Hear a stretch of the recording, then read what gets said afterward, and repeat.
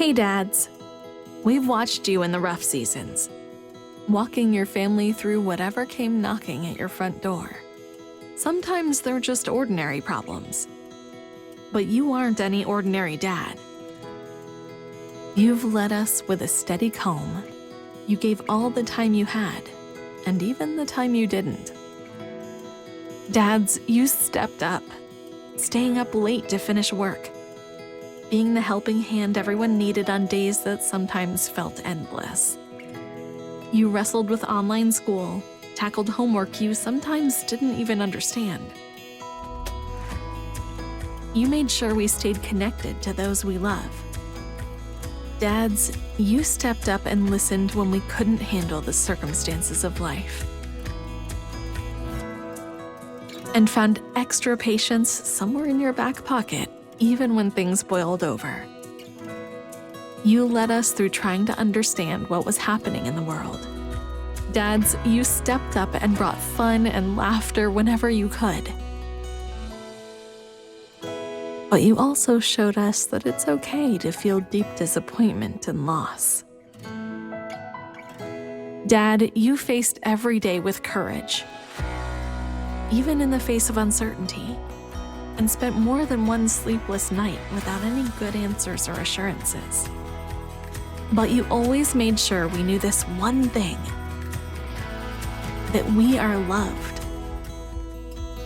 Thank you, Dad, for stepping up. Well, hey everybody, happy Father's Day. So glad that you are here joining us. Kendal and I are team teaching. I've never team taught before, so we'll see how this goes. Yeah. Nice shirt, dude. Thank you. You got the same one, I noticed. Yeah, lobby. Yep. Nice, very nice. Well, if you guys are interested in one of these shirts, we have a limited number of them available in the lobby. We're going to be talking about this idea that for lots of us, we want faithfulness and fruitfulness in our life to come through comfort, to come through ease, but it always gets forged through fire. It always comes through adversity. And I think we've learned that in some really unique ways that we're going to talk about over the course of this year in the next few minutes together. So before we get started though, if you've never been here or you never kind of heard a message at Eastern Hills, we start by praying. And so we're going to do that here in just a sec. Are we not doing this? So Kendall's making fun of me because normally I kneel when I pray, but we're pretty close to the ground. So, okay. Good to know. I guess first time for everything, I guess. Yeah. Now I just know how this is going to go. Would you pray with me? God, thank you so much. Thank you that we get to celebrate the guys in our life, and whether this is an amazing day with tons of fun or a really hard day for a bunch of different reasons, God, I ask that you would help us to see how you can do unbelievable work in our life and through our life, even in the midst of adversity. It's in Jesus' name, amen. Amen. All right, well, we're gonna start off. We asked you to enter into the chat some dad jokes in the pre-service show. So looking at your best dad jokes, we got a few of them here. Avi says, why are dogs so bad at dancing? Because they have 2 left feet. But they also have 2 right feet. Yeah, I know. All right, we'll see. Okay, we'll do better. Pete, that was rough. Did you say that was rough? Oh, that was good. That was good. That was unintentional. How do ninjas say water? You want to say the answer? Wata, I think is what they're looking for I think there. That's what that is. Yep. Text: 5/4 of people admit they are bad at fractions. That's a good one. That's really good. Yeah, we got some other good ones coming in. You got any fun ones? Yeah, on Facebook, Graham England, who is the king. There were some people that jokes. when we did this, we were like, we're excited to see what they have. Yeah. Graham was one of them. I recently started a dating app for chickens. It's not my normal job, just trying to make hens meet. That's good. We've been talking about it. There's like this, you can't have a dad joke be too funny. It has to have like a little bit of groan to it, right? That's sort of a thing, right? Let's see here. In the church online, there was a good one. What is brown and sticky? A stick? You heard it. There's a delay. Yep. What do you get when you cross a rhetorical question with a joke? Think about it. It's a thinker. That one's gonna take a minute. Yep. People will be figuring that out on the way home today. Yeah, for sure. Yeah. Absolutely. Any others you want to share? Did you hear about the antennas that got married? The ceremony was boring, but the reception was amazing. That's good. That's good. Gigi, put that math one up for me. Here's one. Dear math, grow up and solve your own problems. Can we agree on that? Or here's one of my favorites. When two vegans get in an argument, is it still called a beef? I don't know. I have no idea. So that's good. Well, one time I was visiting a monastery, and as I was walking by the kitchen, I saw a guy in there cooking some potatoes, and I thought it'd be funny, so I said, "Are you the friar?" And he said, "No, I'm the chipmunk." There we go. Yeah. You'll get it. It'll sink in. Just keep thinking about it. Hey, those are some fun things. If you're a dad, I know you love to tell your kids those jokes and watch them be embarrassed wherever you're around. But we're celebrating you today. And Phil, you and I, we have some similarities in our being dads. We both have 4 kids. We both have new puppies recently. You've pointed out that yours was not your idea, and mine was my idea. So, like I protested mine. Yeah, and I kind of did mine without my wife's permission. So, I like puppies and babies. I just don't like dogs and kids. Yeah. So, yeah, it's a problem. That is a problem, dude.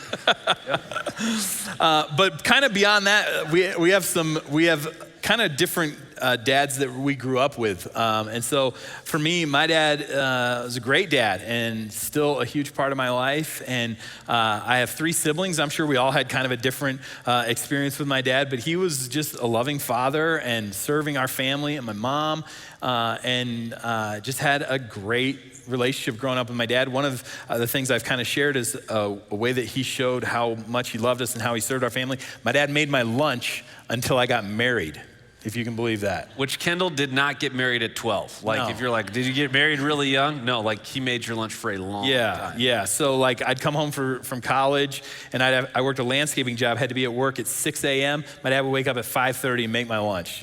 That's what he did. It's not yeah, cute. It's cool. And also like, just make it the night before. Anyway. Yeah. You like getting up early, I guess. Yeah, and I love hearing stories like that. Like I love hearing stories of guys that have amazing relationships with their dads, because honestly, for me, it kind of gives me hope. If you know a little bit about my story, I grew up in a home with abuse and trauma. And my dad passed away a couple years ago, and thankfully, by God's grace, in the last few years, our relationship got a lot better. But growing up was really hard, and so thinking about fathering and thinking about Father's Day could be really challenging. And I think every single one of us that are either a dad or thinking that we're gonna be one down the road, we get an opportunity. We're either continuing on a legacy or we're starting a new one. And I think my hope when I see amazing, incredible stories of faithfulness in the lives of dads and their kids is that my kids would have a different story to tell about our relationship than I had from the one I was growing up with. So good. So we recognize that in this room, there's probably a lot of you that had a great relationship with your father, some that you didn't have a great relationship with your father. Some of you maybe just kind of, it was there, But today, we don't want to beat up dads. We want to celebrate dads, and we want to just kind of spend some time honoring fathers. And to be honest, the last 18 months, even though I think now it kind of seems like we're coming out of a pandemic and all that kind of stuff and things are getting better, the last 18 months were difficult for everybody. I think especially difficult for dads. And so I just have a question that I'd love for you to answer in the chat or wherever you're watching, but like, where did you go to be alone this past year? Like, my house has never felt smaller. I have 4 kids. They are like large human beings. They were there all the time. Where did you go to get away is my question. And you wanted a puppy on top of that. And then, let's throw a puppy in the mix too. So, but like I said, we watched, and I watched on social media and saw different people's experience here's one that I thought was amazing, and I actually took this up myself. People watched the Marvel movies in order, all 24 movies, chronological order with their kids. So I was like, that sounds like a great idea. So my family did this. I think it took us 28 nights. We missed a night here and there, but we kind of charged hard in like April, May of 2020. Some of those movies are so bad, dude. They are. But if you're watching them chronologically, you got to watch all of them. You got to swallow it. You just go through it. Some of you had date nights at home with your spouse, and if date nights were an important thing for you during COVID, they were still an important thing, and so you made that work. Put your kids to bed early, and got food and a movie together. Some of you got in the best shape of your life. I've seen you posting on Facebook. Some of us not so much, but. Maybe your dog did, like me. My old dog, I think that dog was like, why are we walking so much? You know, it was the only thing we could go out and do. You're like, because I want you gone so I can get a puppy. Right, That's what you're really right. Yes. Still have them both. It's all good. Some of you lost your office. We shared jokes about our new coworkers that we had as you were sitting at the dining room table, which was now your office. You might have had 1, 2, 3 kids also sharing the dining room table that was their classroom. Some of you lost your job during COVID and lost financial stability during COVID. And I can't imagine what it's like to try and interview for a job, to try and accept a job, even start working remotely. Maybe some of you never even met your boss before you started working together in person. And others of you didn't find a job and you ended up on hold at phone lines that thousands of people were calling for unemployment and trying to do anything to keep your family financially stable. And I just want to applaud dads for the work in all of that. It was big, it's still big, and you guys have done an incredible job. But Phil, specifically, where did you go to be alone during COVID? Yeah, so both Kendal and I have spin bikes at our houses, and so I would go to my spin bike, which we have like a little baby gate that blocks that room off, and so our 2-year-old and now our puppy, which just a reminder, not my idea.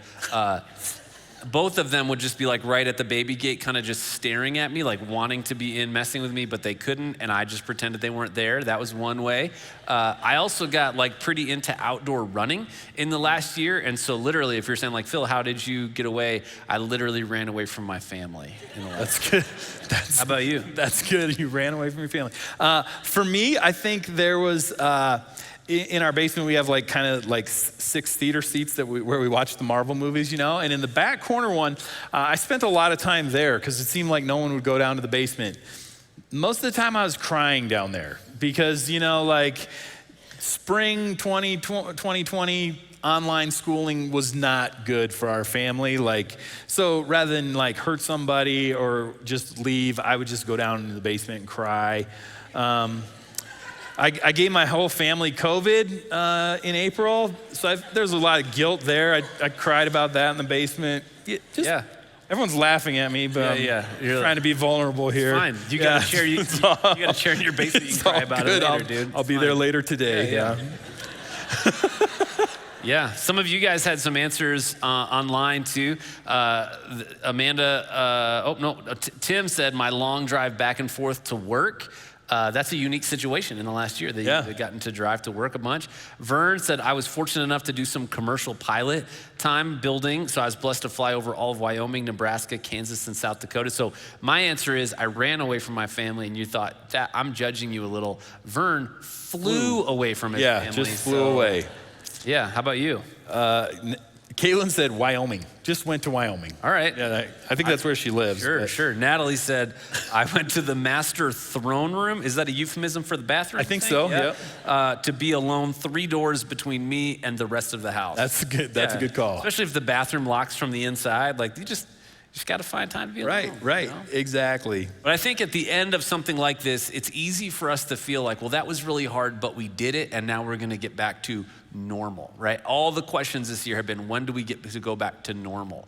But I think one of the challenges with that question is normal wasn't working before any of this happened. And so the idea that we're gonna go back to a normal that never existed, I think we need to be reminded today that, again, faithfulness is always forged in fire. And while we would prefer it to come through comfort, while we would prefer it to be easier, there is something that I think is so healthy and beneficial when we realize how God shows up in the difficult times of our life. And so for a few minutes, I'd love to spend some time in a book in the Hebrew Scriptures, the Old Testament of your Bible, called Daniel. And in this book, God shows his faithfulness to his people while they find themselves in Babylonian exile. And Daniel and his friends, Shadrach, Meshach, and Abednego, they have this personal faith that brought risks in a culture that looked nothing like the faith that they were called to live out. Doesn't feel like that's too much of a stretch from where we live today, right? God's people are in Babylonian captivity, and the king of Babylon, Nebuchadnezzar, was so proud, so egotistical, so disconnected from their God that multiple times he created laws that targeted God's people, Israel.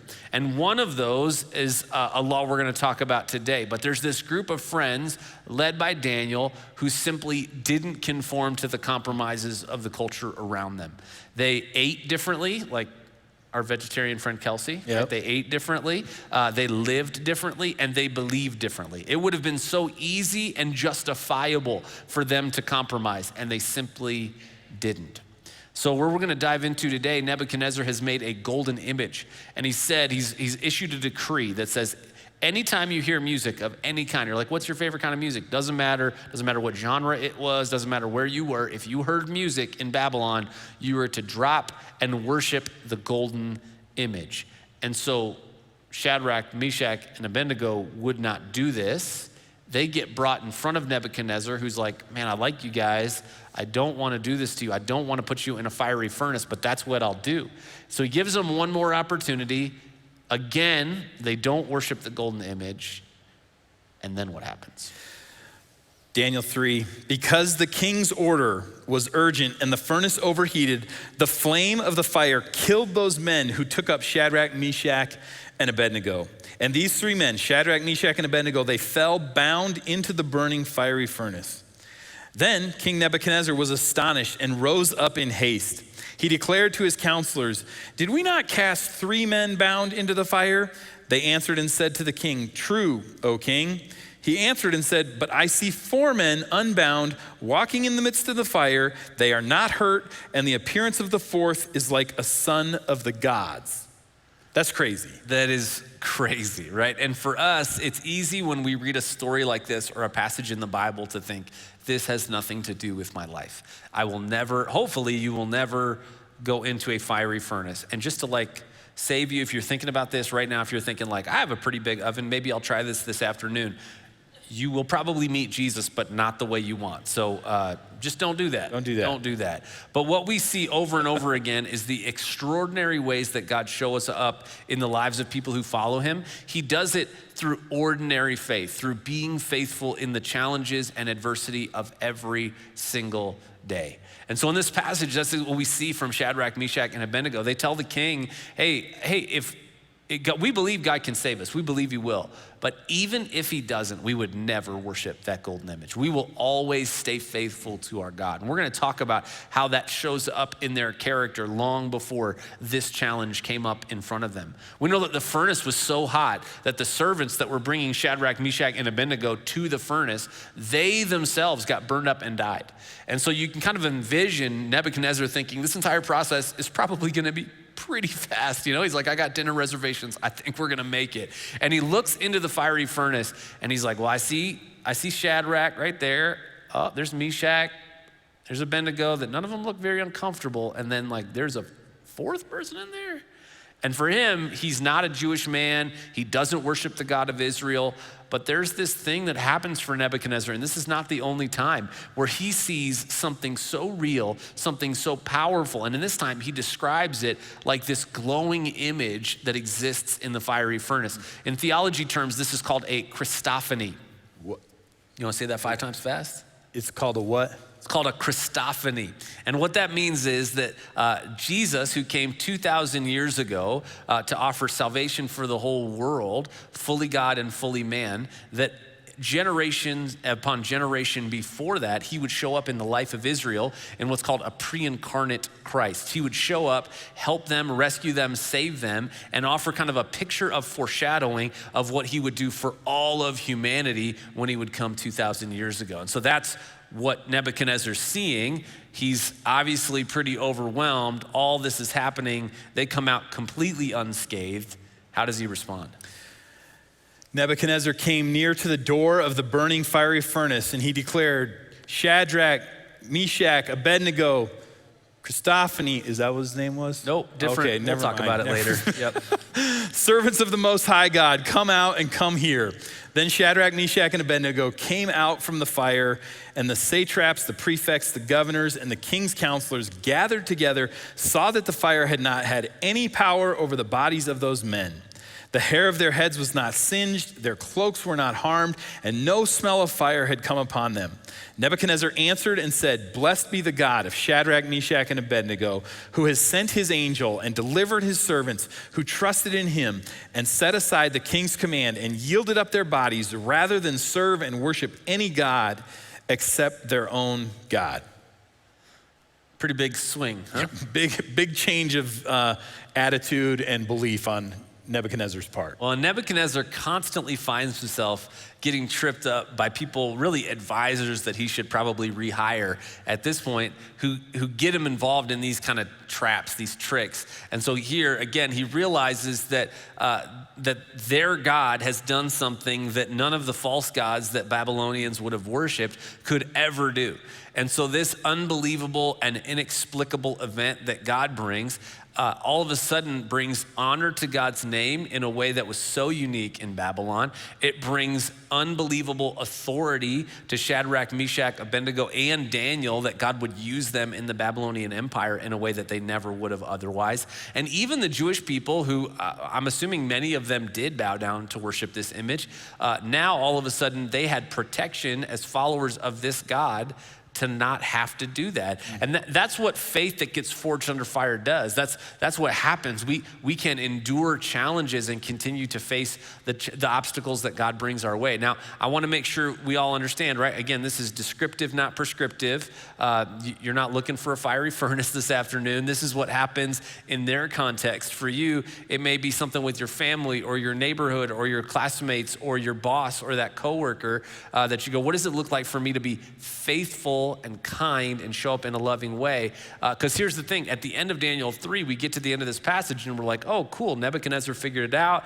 It just must be happily ever after. But this isn't the end of Daniel, this is the beginning. And over again, you'll see that they have to keep showing up and being faithful. Because oftentimes what God does in your and my life is he uses difficult challenges to forge our faith and our faithfulness to get us ready for what's coming next. And so if you think like, well, COVID's done, 2020's in the rearview mirror, we're good to go, I hope you're right, but there are more challenges coming. And the ones you've just went through, hopefully you feel like, you know what, I've learned some things, my faithfulness is now rooted deeper, and I'm gonna keep going.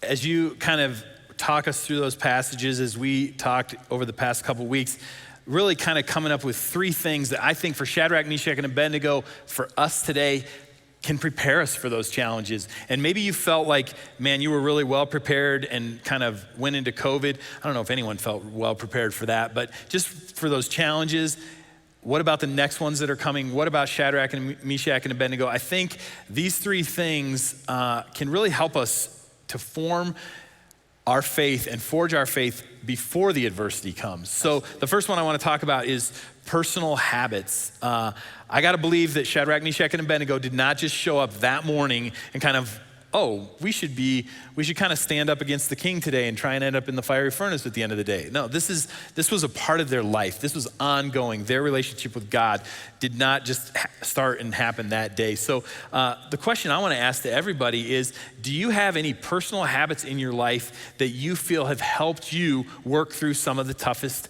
times in your life? Phil, you got stuff that maybe's helped you work through tough times? Yeah, and I would just say, like, if you're somebody that maybe doesn't normally chat, if you've had some things over the course of the last year that have been helpful, drop them into a chat. Go to ehills.org/weekend, click on the chat button.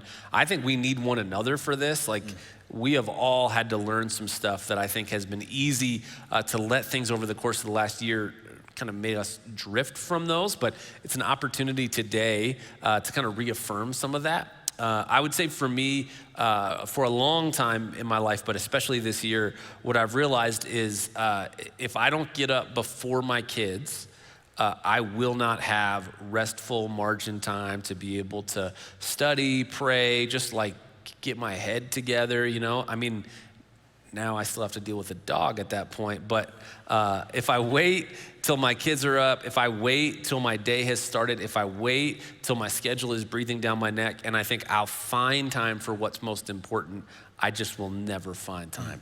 How about for you? I think for me, it's that same sort of thing. It's having some space. So whether that's in the morning, go down, ride the spin bike for a little while, and just kind of keeping myself healthy, but also keeping myself like engaged with God, and just having some quiet time with Him in the mornings. Whether that's even the middle of the day during COVID and before that, just taking a walk through my neighborhood, or walking the dog, or just anything that can give me some personal margins, so that when I show up for my wife, when I show up for my kids and my family, that I show up ready for them, that what I'm giving them comes out of the overflow of my life and is not just kind of the leftovers. Well, I think it's so important right now, like those things are so valuable, and I think it's easy to go, I know I need to start doing that. I know I need to stop doing this. I know I need to change how to do this. But we have this weird thinking that sometimes we go like, well, I'll start doing that tomorrow, right? And we do that all the time. And right now, maybe it's not tomorrow. Maybe right now it feels like the fall. And we're all playing catch up a little bit with summer plans and what summer was last year. So you're like, I'm gonna do that this fall, but how easy is this fall for it to become this winter, next spring? And I think today is the day that God has provided you and me. And if we feel like there's some adjustments He's asking us to make in our life to recenter on Him and to experience this kind of margin, today is the day to create space for those things, in my opinion. A few people mentioned just praying at the end of each day, praying first thing in the morning, just connecting with God. Those are really good. People talking about sharing feelings with their friends, other people to process with. I think all of those are really good suggestions as to how we can do this in our personal habits. Yeah, absolutely. And I do think, you've talked about all weekend, just even we're whole people, right? So praying is awesome. Studying the Bible is awesome. I think we also need to recognize what does the rest of your body need, right? Some of you, the best thing you could do is like go to sleep on time to like get enough rest. For some of you, it's thinking through holistically, what does your life look like and where are some gaps that you may be able to find greater personal health by embracing. It's good. Yeah. So the next one that we're going to talk about that we see show up for Shadrach, Meshach, and Abednego way more than just this passage is consistent integrity. And the question that we want to kind of ask you to think about around this idea is, do you have any tips that have helped you to develop integrity in your life, right? I think when we look at and think about what does it mean to be consistent, that's what integrity is, to be consistent everywhere in our life. Kendal, where do you feel like you've seen that show up in your life well? How do you do that? I think for me, the biggest thing about kind of having a consistent integrity is that it really is a choice. And so making that choice day in, day out. And I think it's not something that you can just say, one day I'm gonna be a person of integrity, and then after that you don't ever kind of struggle with that. I think it's something every day we have to wake up and make a recommitment to that. And in every part of your life, not just like, I'm gonna be a person of integrity at church, I'm gonna be a person of integrity in my job, in my finances, and not so much with my friends. Oh, my family, they can kind of take, it has to be everywhere, or else it just doesn't make any sense. You can't tell like, well, am I a person of integrity here, but not over here?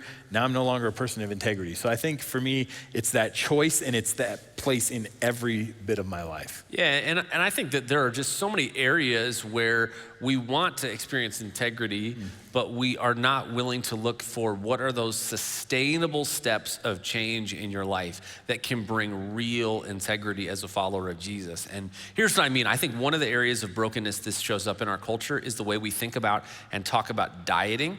We talk a lot about highly restrictive diets that will always lead to binging, right? Like it's not sustainable. You're not gonna eat 4 pieces of lettuce between 2 and 2:15 every afternoon for the rest of your life. you're not going to do it. And so here's what's gonna happen. You're gonna do that for a few days, you're gonna white knuckle, and then we even have a word for it. You'll have a cheat day, right? You go, today I get to eat whatever I want. And I think the bigger picture of what it means to pursue integrity with God is, what are the things that God is asking me to lean into in my life to be consistent in all these areas all the time? And maybe the growth will be slower than you want it to be, but the growth will actually endure. It will actually be stable, as opposed to maybe it's felt like at times your life is just constantly going up and down because that's what you're doing. You're modeling this same kind of hyper-restrictive binge culture even in your own integrity. And I think we have to be careful of that.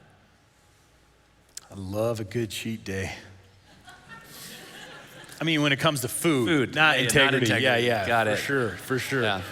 Yeah. Ever feel like you're talking about something and somebody like didn't hear you correctly?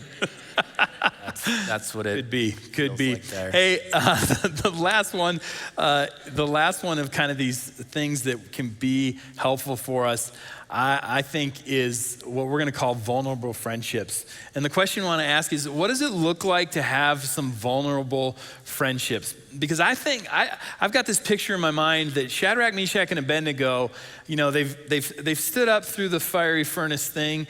They've gone in, and Nebuchadnezzar has said, listen, when the music plays, bow down and worship. Like, you guys got this? And they're like, got it. They go back out, the music plays, and I'm just imagining that Shadrach does not have to look over and see if Meshach and Abednego are bowing down. He knows that they're standing because they have done life together. They've developed these personal habits together. They've developed their integrity and the consistency of that together. They're not the kind of guys that are gonna say, hey guys, just like, let's bow down. Let's not mean it. Like, God, we cool? Like, we just don't wanna go in the furnace. No, they have decided, they know from each other that this is going to be what they're going to do. And that has developed out of them being vulnerable with each other. What does it look like to have vulnerable friendships, Phil? Yeah, well, I think for me, this is a little bit of a cautionary tale. And I saw it in my dad, and I think to a certain extent, it's kind of generational, where like my dad just didn't have friendships. Like, he had colleagues, he had acquaintances, but he just never really had meaningful friendships. And I remember early in my 20s, our relationship had already started to change. And he was introducing me to a coworker, and he said, this is Phil, he's my son. And he said, he's my best friend. And at the time, I was like, oh, that's really sweet. And also like sad, because like your best friend should have a closer relationship than my dad and I had.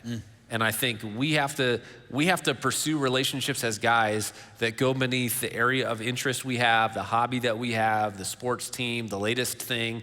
We have to be able to be vulnerable. And one of the ways that's been described this weekend is we have to share information with one another that is so real in our lives that it could be used against us. And like, do you have anybody in your life that you do that with? And I think one of the lies that culture tells us is that vulnerability is weakness. And that's just not what vulnerability is. Vulnerability is actually true strength. As a matter of fact, I would say vulnerability is an invitation to be able to let somebody in your life reflect that back to you and for your relationship to grow deeper. And it doesn't mean you share everything with everybody. We're gonna talk about friendship next week, actually, and how important it is to cultivate healthy friendships in our life. And if you don't have them, that's a lonely, lonely place to be. How about for you? I think for me, it's having that group of guys that you have to do the same kind of things together. So often, like I have a group of guys that I ride bikes with, I have a group of guys that I like to go out for dinner with and have coffee with. Maybe for you it's sports, and you talk sports and you talk about all the things that are going on with your team or whatever. But really, it's then using those those things that you have in common, to then build into deeper discussions, to build into accountability. I think a couple weeks ago, Phil, you talked about what does accountability look like? And in Christian circles, we use that word a lot, like that we're gonna share lives together. We're gonna tell people where we're struggling, where we're having hard times, so that we can pray for each other, we can hold each other accountable. But a lot of times we only go 90% of the way. We don't share those things that could be used against us. And what does it look like to go 100% with a group of guys? It's totally against. Is that me? Is this it's a bit? I don't know. We doing a bit right now? I think I'm good. It's totally against culture and everything else. But what could that look like? And that, I think, would be our challenge this week is, if that's not you, if you don't have those relationships, that you find those vulnerable relationships in places where you could develop them. Absolutely. Laura Ann commented on the chat. This is a great answer. She said, being willing to ugly cry with one another, or like by yourself, I guess, in the basement, potentially. Right, yep, allegedly. Sharing the good and the bad, full transparency, knowing that's from the one person where there isn't judgment, but will also challenge me. I mean, this is the kind of relationship that, like, I'm telling you, you might not think you need it. You might think you're good, but there is a better you do not understand. And that's the better of following Jesus and following Jesus with people. And guys, there is a path here at Eastern Hills, if you've never engaged with it, called The Harbor. And there's a group of guys from this ministry that are in our lobby today. They're gonna talk to you about the retreat coming this fall, but they get together every single week and provide a context for healthy relationships and guys actually knowing one another deeply. We really, really hope that in our life as a community and in our lives individually, that we won't settle to live in isolation. Which kind of brings us to what we see, right, as the outcome of Shadrach, Meshach, and Abednego. We talked about all the different ways that God used their faithfulness in this passage. And what we see is that our public boldness invites others to personal faith. It let faith be safe for other people that saw it in them. And I think when people in your life see you be faithful, see you be bold in your faith, it invites your kids, it invites your family, your friends, your neighbors, your coworkers. It invites people in your life to see, you know what? I know someone who follows Jesus who isn't crazy. I know someone who follows Jesus who genuinely cares. And so for you, Kendal, what does it mean in your mind to have personal boldness today? It's not about fear of a fiery furnace, right? That's a good thing. But what it is there are still some scary things. And like you just mentioned, all those things, whether it's our neighbors, whether it's our friends, whether it's a coworker, for me, this is something that I'm so passionate about. Every time I stand up here, every time I hope you hear this from us, that is where we can have an impact, where our public boldness, going across the street to the brand new person that moved in across the street from you, and meeting that person, inviting them into your life, have a barbecue, have a meal together, whether that's the person down the street who you've lived here for 10 years, they've lived here for 10 years. Man, it feels really awkward to go say, hey, I still don't know you, but I need to get to know you. Like you said, not a high bar, right, but still something that does take some getting out of our comfort zones, to take some boldness. That's where we see an opportunity to share, for somebody else to have a personal faith that we have by the way that we've invited them into our lives, by the way that we've hopefully allowed them to see Jesus in us. Yeah, and I think we so overestimate what that has to look like. If you love people well in your life, you will be shocked at how low the bar of a difference that can make in their life is. There's a video series called Authentic Manhood, and there are two principles in it that have always stood out to me that I think boldness as guys in our day really shows up as. One of them is to accept responsibility, and one of them is to reject passivity. And I think there's just a common trend for us as guys to go, you know what, I'm not gonna take responsibility. This is somebody else's fault. This is my wife's fault. This is my boss's fault. This is the guy that let me down at work. This is my friend's fault. And it just isolates us. And then in addition to that, we live passively. And so we're with our kids, but we're on our phones. We're at home, but really we're just watching SportsCenter loop another time. And what does it look like for you to say, you know what, I can't take responsibility for everything because it's not all on me, but everything that is on me, I'm gonna take all the responsibility for. To be that kind of man in your home and in your life, and to say, what does it look like for me to reject passivity? There is nothing in your life that is going to drift towards better. If you want your life to experience the better that Jesus makes available, it means to lead well, to not embrace passivity. I would just challenge you that if you're somebody that you're on the next marriage, in the next house, at the next job, driving the next car, and it's always the last thing's fault. It's always the last person's fault. It's never on you. And you find yourself not taking responsibility where you need to and constantly being passive. Let me give you a look into your future. Your life is going to continue to get worse. And the person you have to blame for it is you. And the opportunity for each of us as guys to say, God made me different. I'm going to love and lead well sacrificially in my life. Take responsibility where I can and not be passive. I'm telling you, there's a better future in front of you if you'll embrace it. So here's what I'd love to leave you with. I want you to think about this question this week, which is, what if today marked a recommitment to this kind of faith? Look, if we're honest, we've all had months over the course of the last year and a half that have probably felt great, and we did some new habits and patterns, and it felt like things were up and to the right. And then some months where maybe circumstances got out of control, or you faced something you didn't expect, and now you are really discouraged, really frustrated. And your faith in what it looked like for you to be a man that followed God and cared for people well, that deteriorated. And now the invitation from God is, what if today you could change and see this kind of faith we see modeled in Shadrach, Meshach, and Abednego, that Jesus was with them just like he's with you today? Think about that question, that Father's Day 2021 could be the day you think back to and remember the kinds of things that God did in your life because of it. Now here's what I'd like to do. We're gonna do this kind of declaration that we've written to remind you guys, as guys and dads, who you are and whose you are. So here's what I'm gonna ask you to do. Would you just stand up with me?